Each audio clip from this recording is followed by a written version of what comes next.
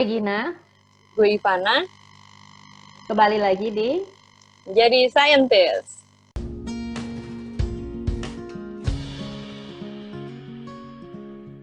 Nah, Jakarta lagi PSBB lagi nih.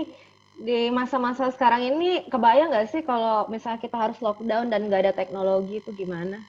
Di masa-masa lockdown ini emang kelihatan banget ya bahwa ternyata teknologi itu bisa memberikan solusi dari suatu masalah gitu loh. Dan itu enable kita untuk kerja even dari rumah aja gitu-gitu kan. Nah, Hmm. hari ini nih di Menjadi Scientist kita kedatangan satu teman kuliah gue pas di Biologi ITB. Dan dia membangun startup yang juga memanfaatkan teknologi untuk menjawab permasalahan di budidaya perikanan. Dia juga sempat masuk Forbes 30 Under 30 pas tahun 2017 loh, Gin. Wow, keren banget ya. Ternyata jarang-jarang nih gue denger lulusan sains bisa masuk Forbes 30 under 30 nih. Iya, Bukan makanya. cuman biasanya anak-anak bisnis atau sosial doang kan. Ternyata bisa Iya, juga ya anak sains masuk Forbes. iya, Ya udah luar langsung aja biasa. yuk kita panggil orangnya nih, kebetulan orangnya ada di sini. Yuk kita sambut Kak Gibran Huzaifa. Halo, halo. Halo. Halo Gibran. Halo If, halo Gina, halo semuanya. Nah, gue tahu Gibran tuh dari pas zaman kuliah emang sebenarnya kelihatan kayaknya suka entrepreneur gitu nggak sih? Lu sempet jualan macem-macem juga sama yang saat itu pacar dan sekarang menjadi istri gitu kan ya, temen seangkatannya Gina. Cie. Gitu. Gue Itu masih tuh inget tuh produknya tuh Dori bukan sih? Betul, betul. Wah, mantep banget tuh. nah lu tuh waktu itu padahal tapi lu kan kuliah biologi. Jadi lu emang dari dulu pengen menjadi seorang entrepreneur yang berbasis biologi, pengen entrepreneur nggak pengen menjadi scientist gitu atau gimana sih? Ya, ya. Kalau dari spesifiknya mau jadi entrepreneur atau enggak sih sebenarnya enggak juga sih. Maksudnya waktu awal masa-masa kuliah sebagaimana mahasiswa-mahasiswa yang baru masuk kuliah kan masih masih galau terhadap hidupnya kan ya. Masih gelap lah masa depan ini mau kayak gimana. Itu juga sama sih, kayak gue juga masih belum tahu gitu apa yang mau dilakuin di hidup. Cuma emang di situasi saat itu banyak kesulitan ekonomi lah. Jadi keluarga di tempat kesulitan ekonomi saat itu. Jadi dari tingkat satu susah lah hidup. Kayak dulu gue sering jualan sebenarnya dari tingkat satu dari TPB itu sering Hmm. jualan donat lah, sering jualan bundel soal lah macam-macam lah itu supaya buat nambah pemasukan aja sebenarnya karena emang emang ya butuh gitu. Bakatku butuh lah kalau bahasa Sundanya gitu ya kepepet. Sampai ya karena situasi ekonominya juga masih belum membaik, gue mau ngeringanin beban orang tua sih. Jadi waktu semester 3 gue bilang ke nyokap buat nggak ngirim duit lagi gitu. Jadi nggak usah ngirim duit lagi biar nanggung sendiri Wow. aja gitu gitu. Nah Hmm. di situasi itu awalnya nyokap panik tapi habis itu ya udah nggak beneran nggak dikirim gitu. Jadi, karena gue tiba-tiba lompat gitu aja kan beneran bingung sih saat itu. Jadi ngelakuin apa yang bisa dilakuin sih. Jadi mulai dari macam-macam jadi tutor waktu sering jadi tutor SMP, tutor SMA gitu, tutor biologi. Terus jadi macam-macam lah pernah jaga beberapa outlet juga gitu. Kayak gimana caranya buat bisa bertahan hidup sih. Gitu sampai akhirnya ya karena emang kepepet ya mau nggak mau ya jualan yang bisa dijual aja gitu akhirnya itu yang kepikiran buat ya udah kayaknya gue bisnis juga deh buat nyari nyari sampingan gitu. Nah, awalnya sih memang bisnisnya bisnis jual beli sayur lah di kafe-kafe sama warung-warung yang ada di Bandung gitu karena gue punya jejaring kenal lah sama petani yang ada di Lembang dan gue masukin beberapa kafe yang ada di Bandung buat muter gitu sih. Jadi awalnya ke sana jadi ya bisa bisa jalan dan udah udah dan ternyata enjoy gitu dan gue sadar kalau as a biologist I'm not even a good biologist gitu jadi less than mediocre biologist lah karena ya survive inilah dan gue ya nggak semua materi yang ada di biologinya bisa bisa enjoy sih. Jadi dari sana dan dulu kan juga sama aktifnya lebih banyak di organisasi gitu ya. Jadi ya dan di bisnis juga udah jalan. Jadi gue ngelihatnya kayak potensinya sama sama personalitinya lebih cocok di sana sih. Dan karena udah terjun juga akhirnya masuk dan berjalan. Gitu sebenarnya. Jadi belum ada cita-cita ke sana. Cuma pas sudah di tingkat 3 dan waktu itu udah beres jadi lulus jadi ketua himpunan gitu itu udah beres pokoknya gue udah mau jadi buka bisnis saja makanya mulai itu emang waktu jadi KM pun ada bisnis sampingan, tapi pas udah beres itu full ngurusin bisnis gitu ya, sampai akhirnya pas lulus sampai sampai e-fishery tercetus tahun 2013, tahun setelah lulusan itu baru itu ya udah ketemu jalannya, karena emang mau ngebangun ya entrepreneurship aja gitu di jalan gitu sih. Wow. Dengan segala kesibukannya itu, apalagi ya kita tahu lah dulu Kak Gibran tuh kan emang ketua himpunan, terus dengan berbagai macam aktivitas bisnisnya dan segala macam, pas zaman kuliah tuh gimana cara ngebagi waktu? Pernah nggak sih tersirat, udah deh gue dapat duit juga nih tanpa gue selesai kuliah dengan gelar gue gitu? Pernah nggak tersirat untuk berhenti aja gitu kuliah? Dan Iya, gimana cara bagi waktu? iya, kalau gimana cara bagi waktu sih, I learn it the hard way lah ya. Karena waktu semester 4 kalau nggak salah, atau semester 5, jadi waktu itu gue udah mulai aktif organisasi. Jadi aktif organisasi, jadi ketua kepanitiaan gitu, ketua PVN dan lain sebagainya, harus nyari duit jadi tutor dan lain-lain gitu ya. Terus harus kuliah. Karena waktunya juga terbatas, energi gue terbatas, saya ada yang dikorbanin. Yang korbanin itu kuliah, jadi kuliah udah jarang masuk, ujian ngasal dan lain sebagainya lah. Nah, itu tidak layak untuk ditiru. Sampai akhirnya di akhir semester itu, gue ngeliat IP gue semester itu ingat banget 1,6 IP gue semester itu. Jadi, wih gila 1,6, mau jadi apa kalau kayak gini. Tapi ya dari situ sadar sih kalau misalkan ya kenapa gue excited, maksudnya gue punya energi buat ngelakuin organisasi karena gue enjoy ke sana gitu ya. Gue punya energi buat bisnis ya karena gue butuh gitu ya. Dan sekaligus ya enjoy juga ngadepin tantangannya gitu.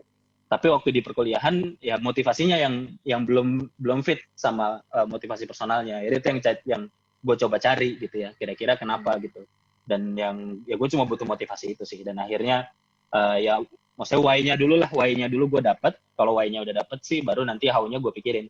Dan jadi dulu why-nya udah salah, how-nya gue acak-acakan. Gitu. Jadi pas why-nya belum dapet ya gue cari dulu sebenarnya kenapa gue harus kuliah. Jadi buat kepikiran cabut atau enggak ya itu udah kepikiran banget.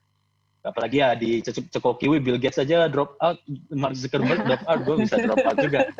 Padahal mah ya Bill Gates sama Mark Zuckerberg aja emang pinter gitu kan, gue belum sepintar mereka. Tapi di sisi lainnya gue ngelihat ya apa ya kenapa gue harus lanjutin kuliah ini, itu yang jadi pertanyaan ke diri gue sendiri sih. Dan akhirnya yang ditemuin lah nanya balik lagi ke orang tua gitu.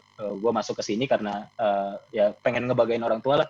Ya udah gue itu aja. Jadi gue balik lagi nanya ke orang tua, emang harus lulus ya, harus punya sarjana. Gue pengen banget karena di keluarga besar gue nggak ada tuh yang masuk ITB gitu. Jadi yang PNS yang di PTN aja nggak ada, jangan-jangan ya gue lupa, nggak ada atau jarang lah. Jadi ya kebanggaan lah buat orang tua. Jadi ya gue mau nyelesain itu cuma buat orang tua aja. Dan akhirnya ya nanya balik ke mereka, lu mau maksudnya mama mau IP berapa IPK-nya? 4 deh ya, nggak bisa kalau 4. Turunin dikit bisa nggak? Jadi IPK 3,2 gitu. Ya udah itu aja. Jadi gue punya why gue ya banggain orang tua dengan IPK 3,2 jadi target. Karena gue orangnya target oriented banget lah. Gue harus punya target dulu supaya energinya nanti bisa jalan. Gitu. Terus why-nya ya how-nya ya diatur-atur sih. Jadinya priority-nya aja. Jadi buat ngejar itu ya gue milih-milih gitu ya. Karena targetnya IPK, gue banyak ambil mata kuliah yang dapat A-nya gampang gitu ya. Terus di sisi lain yang kaitan sama keilmuan, gue ngambil sesuatu yang emang gue bisa enjoy gitu. Dan waktu itu ekologi kan ya, ekologi gue enjoy banget di ekologi, akhirnya gue banyaknya fokusnya di ekologi.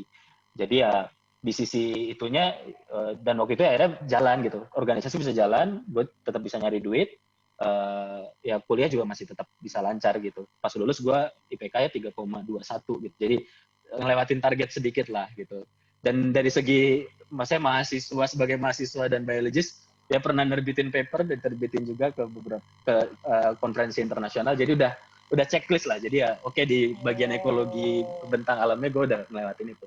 Jadi ya itu aja sih menurut gue ya lagi-lagi balik ke diri kita kan ya. Kita kalau kita nggak tahu kenapa kita ngelakuin itu, biasanya itu yang bikin bingung gitu, karena why-nya itu lebih penting, how-nya baru bisa kita cari. Itu sih. Jadi ya how-nya waktu itu nemu sendiri karena memang ya belajar aja dari kesalahan saat gue nggak bisa bener mengelola dan memanage waktu sama energi gue sih. Gitu. Terus tadi kan lu mention juga lu paling enjoy di biologi itu ekologi. Apakah itu yang juga mendasari lu bikinnya e-fishery perikanan gitu? Mungkin sebelum itu bisa jelasin dulu kali ya ke pendengar, e-fishery itu apa sih gitu core bisnisnya? Ya. E-fishery kalau yang sekarang sih, jadi kita start dari kita sebutnya IoT lah ya, Internet of Things yang sekarang bahasa kerennya. Jadi kita start dari alat buat ngasih makan ikan secara otomatis, terhubung ke smartphone, terhubung ke internet buat ngirim datanya, sama ada sensor buat deteksi nafsu makan ikannya gitu. Kalau ikannya kenyang dia stop sendiri. Jadi itu sebenarnya core bisnisnya yang ada di awal, dan kita yang ngejualin sama nyewain alat ini ke pembudidaya ikan sama penambak-penambak udang di seluruh Indonesia. Sekarang udah ada ribuan pembudidaya dan puluhan ribu kolam lah yang emang udah pakai teknologinya. Nah, terus dari data yang kita dapetin, kita tahu pakan yang dipakai apa, berapa mereka ngasih makan, mereknya apa gitu ya. Dan kita bisa tahu juga kapan mereka panen. Jadi dengan menggunakan data itu kita akhirnya bisa jual pakannya. Jadi awalnya mereka beli pakannya sedikit, belinya ke toko gitu ya, harganya lebih mahal. Sekarang bisa kita kumpulin 100 petani, mereka punya kapasitas buat beli ke pabrik, jadi harganya lebih murah. Terus jual hasil panennya yang tadinya mereka jual ke tengkulak, sekarang karena kita tahu hasil panennya berapa, sebelum mereka panen kita bisa jualin dulu karena kita punya algoritma buat prediksi hasil panennya gitu. Kita jualin dulu ke pembeli, jadi mereka bisa dapat harga jual yang jauh lebih tinggi. Jadi sekarang sih kita ngelihatnya teknologinya ini end to end sih ya, dari mulai pemberian pakannya, beliin pakannya, ngasih pembiayaan juga ada, sampai ngejual hasil panennya, dan ada teknologi untuk mengoptimalkan proses budidayanya. Itu kalau fishery-nya. Terus nyambung ke yang tadi, apakah emang karena minatnya di ekologi nyambung ke aquaculture? Enggak sih, karena ke ekologinya waktu itu lebih ke ekologi terestrial ya, ekologi bentang alam ya. Jadi justru emang karena gue sukanya naik gunung, jadi ya itu ngerti gitu. Dan gue bisa paham lah kalau ekologi. Kalau yang lain tuh mata kuliah lain gue susah buat ngikutinnya gitu. Kalau ekologi gue bisa paham gitu. Tapi nyambungnya ke aquaculture apakah karena minat di situ? Enggak sama sekali justru. Nyambungnya mata kuliah nyambungnya kenapa gue minat di budidaya ikan justru karena ikut mata kuliah aquaculture gitu. Jadi kan ada mata kuliah aquaculture ya 3 SKS gitu. Bareng nggak sih kita berarti? Ke Bali nggak sih? Exactly, kita ke Bali kan. Iya kan, berarti bareng ya kita. Itu bareng. Persis itu bareng. Nah, itu kan itu sebenarnya alasan gue ikut mata kuliah itu kan karena paket A aja kan ya. Dan gedenya baik hati, terus akhirnya ke Bali gitu. Jadi ya motivasinya itu sebenarnya. Tapi gue inget banget, nggak tau lu inget atau nggak, pagi dia kan berapi-api lah ya kalau dia menyampaikan sesuatu. Tapi ada satu waktu dia nyampein soal Vietnam yang produksi catfish itu gede-gedean, terus mereka nggak bisa jual ke US karena ada channel catfish. Akhirnya mereka ganti itu jadi dory fish, dan akhirnya dory fish jadi salah satu ikan konsumsi air tawar terbesar di Europe sama di US konsumsinya saat itu. Gitu. Nah, Pak Gede waktu bilang ke kelasnya itu sih, kamu lihat aja nanti di Indonesia nih 5-10 tahun lagi, catfish itu bakal naik kelas. Restoran-restoran bintang 5 sama hotel-hotel bintang 5 pasti isinya tuh dory fish, catfish. Itu yang akhirnya inspired gue buat buka kolam. Jadi setelah kelas itu gue langsung nyari kolam di Bandung tuh. Dapatnya di daerah Bojong Soang. Jadi gue langsung buka kolam. Karena belajar itu, udahlah gue buka kolam catfish, kolam lele akhirnya gue buka.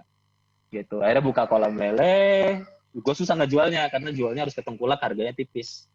Baru pas itu karena gue udah sewa setahun kan, kolamnya ini susah jualnya, barulah kolamnya itu gue ikan hasil panennya ya gue olah sendiri, jadi gue fillet sendiri, gue tepungin, akhirnya gue bikin kuliner namanya dory gitu. Itu sejarahnya sebenarnya.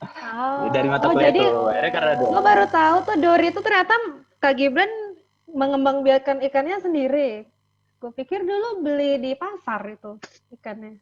Enggak. Itu sendiri awalnya. Jadi awalnya gue punya kolam di sana yang gue sewa. Karena susah jualnya ke pasar nggak bisa, jual ke pecel lele juga nggak mau, maunya ke tengkulak. Akhirnya gue bikin sendiri lah. Karena isunya kalau jual ikan kayak gitu tuh harus hidup, dan saat itu juga lu harus jual kalau ukurannya udah sama ya. Makanya gue mikir gimana caranya kalau di ukuran berapapun gue bisa panen. Makanya ikannya kan di-fillet kan. Di-fillet sama di-nugget-nuggetin gitu lah kalau zaman itu. Itu buat jualan ikannya. Makanya dory berkembang saat itu lumayan. Jadi mulai dari jualan ke himpunan-himpunan, jualan ke di Gelap Nyawang gue buka, di Cisidul buka, terus gue buka di UPI, di Unpar, sama di IT Telkom gitu buka. Jadi udah sekitar 7 cabang lah saat itu. Itu akhirnya budidayanya berkembang juga karena hilirnya berkembang gitu. Barulah pas lulus gue udah punya kolam lebih banyak gitu. Baru dari sana kepikiran ide buat bikin fishery. Tapi tadi terus gue itu tertarik sama penjelasan lu bikin mesin yang ada sensor ikan lapar. Sensor ikan lapar tuh gimana Langsung ceritanya? makan ikan.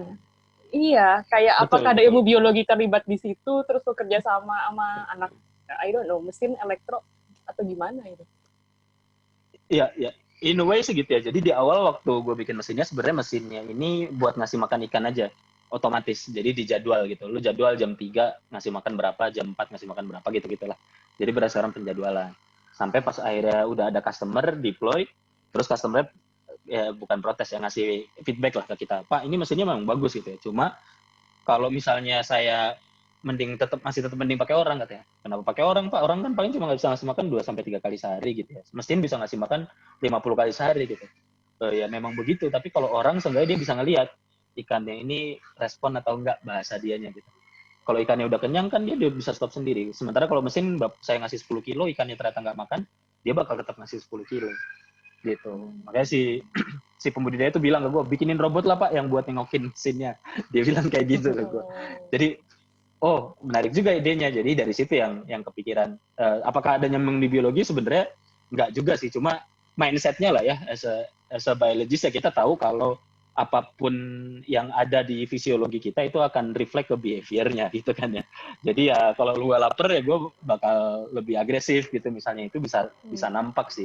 Jadi kita nggak perlu nelusurin dalamnya itu kayak gimana gitu fisiologinya, kita cek aja behaviornya kayak gimana gitu. Dan behavior mereka bakal kelihatan lapar atau kenyang ya kalau ada pakannya gitu. Kita kasih pakan sedikit, mereka respon atau enggak gitu. Dari situ yang akhirnya ya co-founder gue emang anak elektro kan ya. Kita develop sensor buat deteksi gerakan ikannya pas ikannya makan. Jadi kalau ikannya agresif, dia masih lapar, ikannya mager berarti udah kenyang. Itu yang akhirnya kita coba bikin algoritmanya lah berdasarkan itu gitu. Terus ada juga sensor lainnya, kira-kira ya kita pikirin kayak gimana ya behavior apa aja yang muncul ya. Gitu. Terus salah satu behavior muncul kan kalau mereka makan sebenarnya ngeluarin bunyi karena ada krauk gitulah kayak gitulah. Itu tetap kedengeran in a way sebenarnya. Jadi ada bunyi cipakan berenangnya sama bunyi pas mereka makannya. Bunyi nyam-nyamnya gitu ya. Udah akhirnya kita pasangin semacam hydrophone gitu, sensor di bawah air yang kayak microphone tapi di dalam air buat dengerin suara nyam-nyam saat ikan makan.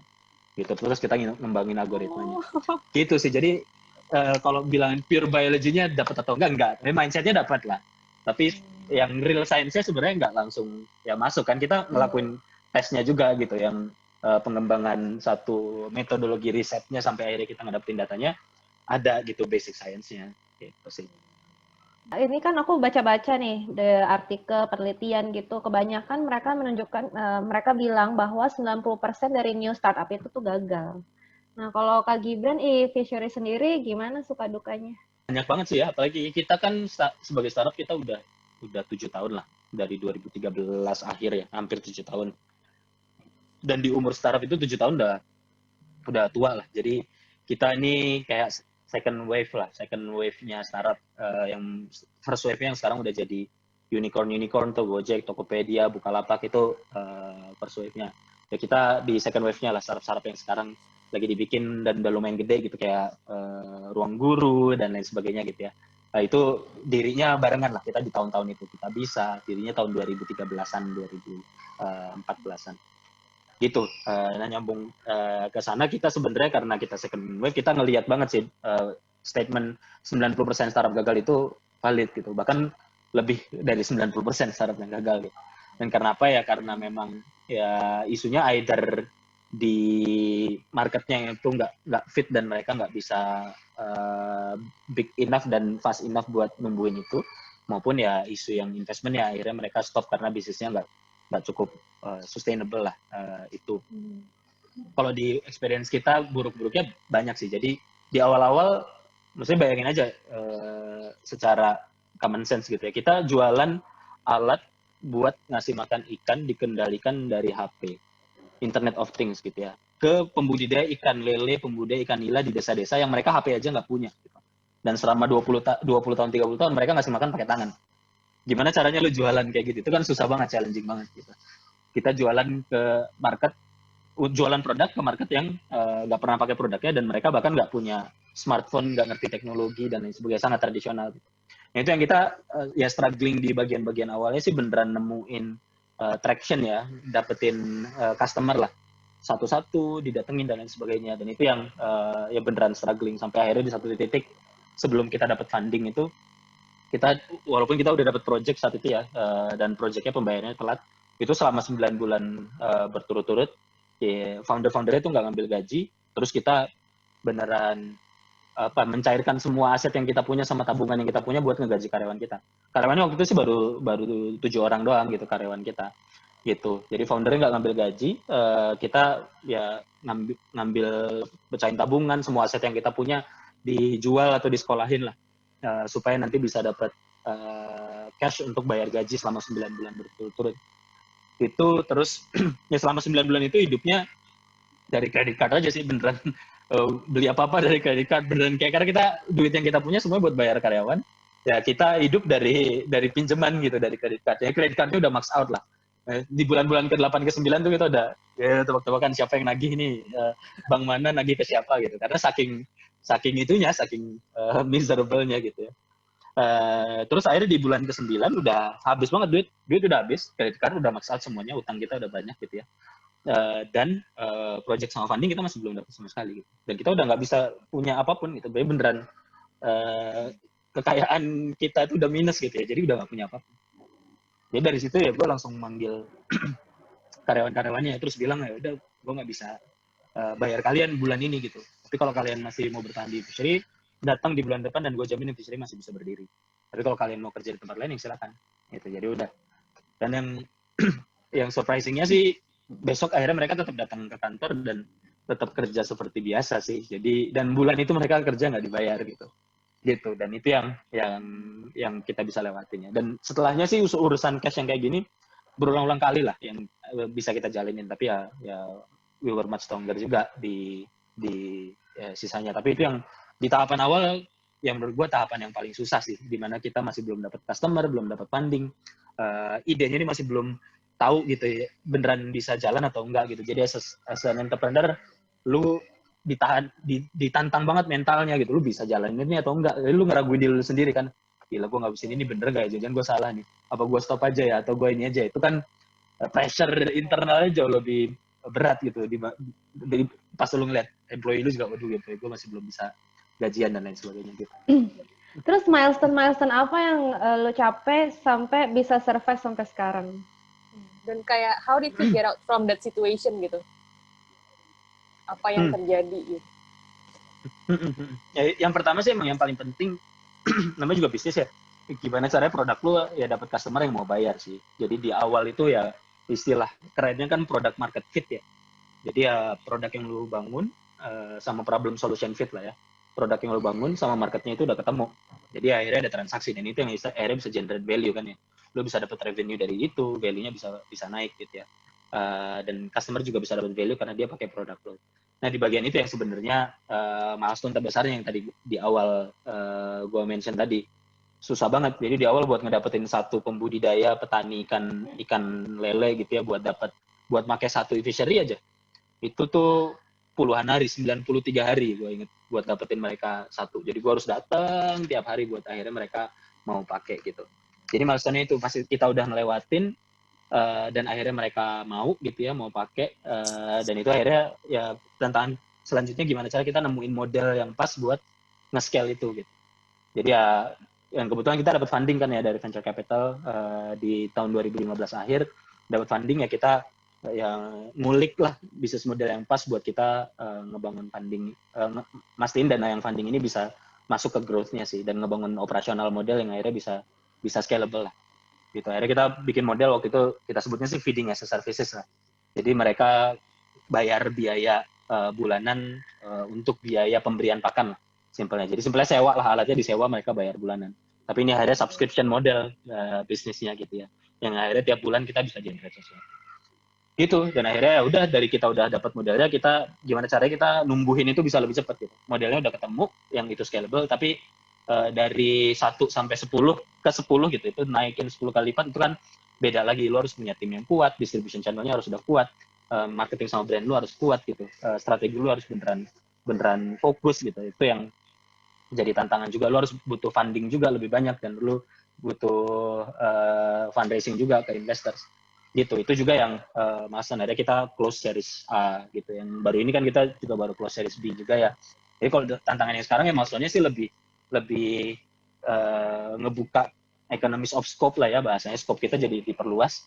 Kita awalnya udah fokus di satu produk, lini produk udah bagus gitu ya, dan itu udah bisa tumbuh. Gimana caranya kita bisa generate lebih banyak value lagi supaya customer kita bisa lebih dapetin manfaatnya. Itu makanya kita udah mulai ngerambah ke produk-produk yang tadi gue sempat mention gitu. Dan akhirnya challenge-nya juga beda sih as a founder sama CEO. Di scale employee-nya cuma 7 gitu ya, sampai scale employee-nya ada hampir 300 ya, beneran beda banget gitu. Dan tantangannya itu sih gimana caranya kita bisa terus belajar terus-terusan gitu, naikin kapabilitas diri kita as a leader sama as a founder supaya ya bisa jadi lokomotif buat pertumbuhan company. Lu mention tentang itu juga kan, sempat dapat seed fund di venture capital itu di Rotterdam ya. Sebelumnya sempat nasional juga. Itu bisa diceritain nggak itu gimana ceritanya gitu sampai bisa menang suatu kompetisi entrepreneur internasional? Ya. Kalau di kompetisi entrepreneurship-nya sih sebenarnya waktu kompetisi pertama yang kita menangin itu ada wirausaha muda mandiri waktu itu. Jadi kita menang wirausaha muda mandiri yang bagian teknologi, terus menang. Yang kebetulan ya ini juga nge-sponsorin satu kompetisi dari Belanda, Get in the Ring itu yang di Rotterdam. Akhirnya kita compete di nasional, kita menang, di Asia Pasifik kita menang, terus kita masuk ke Rotterdamnya langsung di globalnya. Dan kalau pertanyaannya kenapa kita bisa menang, kemungkinan sih karena unik ya. In terms of traction saat itu produk aja kita masih minim banget gitu. Customer-nya masih sedikit lah, bisa dihitung jari gitu. Dan kalau dipikir-pikir idenya kan ya konyol lah ya. Maksudnya lu ngasih bikin teknologi hardware buat budidaya ikan gitu. Dan orang-orang luar mana ngerti sih budidaya ikan lele gitu di Indonesia kan ya. Jadi ya itu sih ada challenge ya. Tapi di sisi lain karena uniqueness modelnya itu yang sama potential impact-nya sih.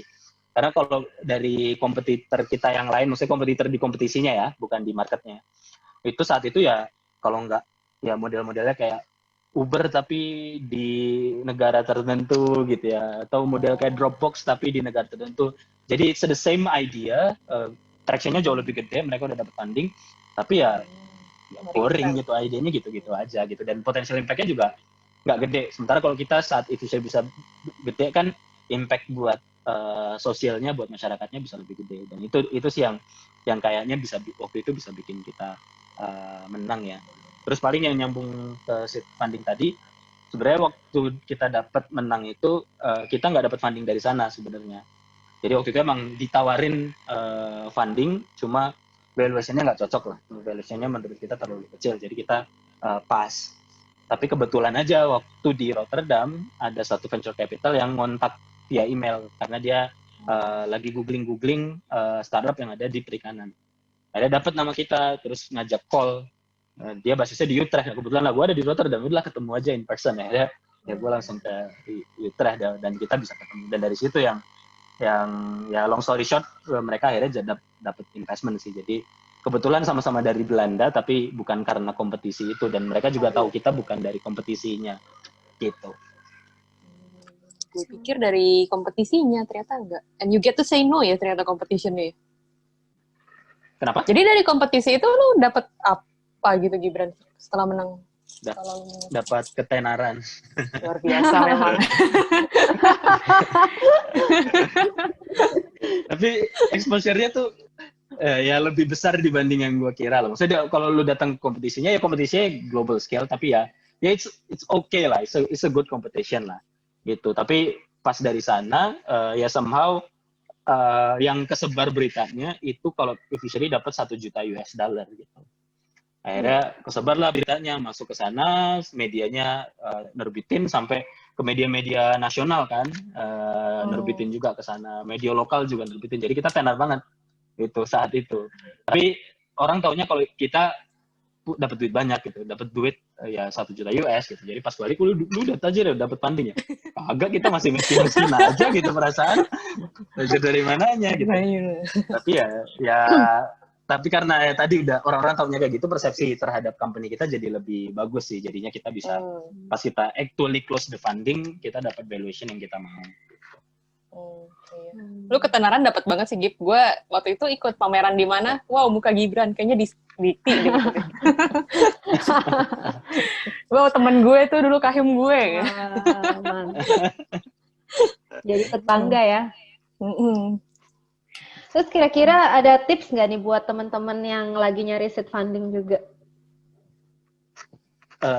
Lagi nyari seed funding, ya, kalau menurut gue sih, particularly yang sekarang ya, kalau di masa-masa awal mungkin pas di zaman gue saat itu lebih mudah buat dapetin seed funding kalau lu bikin bisnis model yang itu lebih familiar gitu. Makanya kalau lu bikin e-commerce gitu misalnya, atau e-commerce spesifik buat fashion gitu, e-commerce spesifik buat apa, itu lebih familiar buat orang, pasti seed fundingnya lebih banyak dapatnya gitu.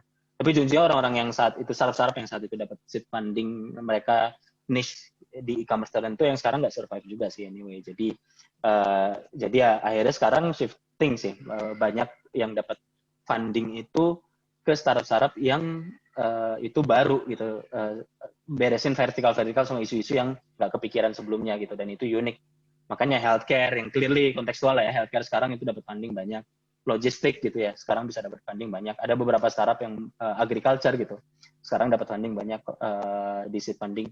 Jadi yang mau sampaikan sih, yang pertama yang pastiin ya lu punya market yang big enough lah, yang itu bisa gedein startupnya cukup gede. Sama yang kedua ya solusinya harus unik sih, bisa nge-generate value lah. Akhirnya bikin as a company lu punya satu competitiveness di market supaya bisa bertahan sih, gitu. Jadi lebih kemantengin produk berarti ya sebenarnya. Betul. Dan buat investornya sekarang jauh lebih banyak. Zaman dulu investornya bisa dihitung jari, investor lokal maupun investor luar yang itu invest di Indonesia masih beneran dihitung jari lah. Kalau sekarang banyak banget. Venture capital tuh banyak banget. Jadi dananya ada. Dan setiap gua ngobrol sama investors, terutama yang early stage ya, mereka selalu bilang itu, startup juga sekarang lebih banyak dibanding sebelumnya gitu. Jadi ya investornya banyak, sekarang startup jauh lebih banyak lagi. Tapi hampir semuanya komplain kalau gue nggak nemu startup yang bagus. Gue nggak nemu startup yang oke, karena ya startup banyak tapi gitu-gitu aja. Duitnya lebih banyak tapi startup yang oke nggak banyak gitu. Jadi itulah kenapa tadi gue ngasih masukin itu ya, you have to stand out gitu. Lo harus kasih lihat kalau market lu clear, produk lu clear, masalahnya unik tapi gede juga opportunity-nya. Dan akhirnya dari startup yang semakin banyak ini lu bisa dapat funding karena ya you stand out in the crowd gitu. Oke deh, Gip. Thank you banget nih sharing-sharingnya. Gue belajar banyak banget. Oke, thank you buat teman-teman TGI Friends semua yang udah dengerin. Semoga tayangan ini bermanfaat. Jangan lupa klik like, share, dan subscribe ke channel ini. Thank you semua. Bye. Kalau kalian suka video kita, jangan lupa klik subscribe dan bunyikan loncengnya.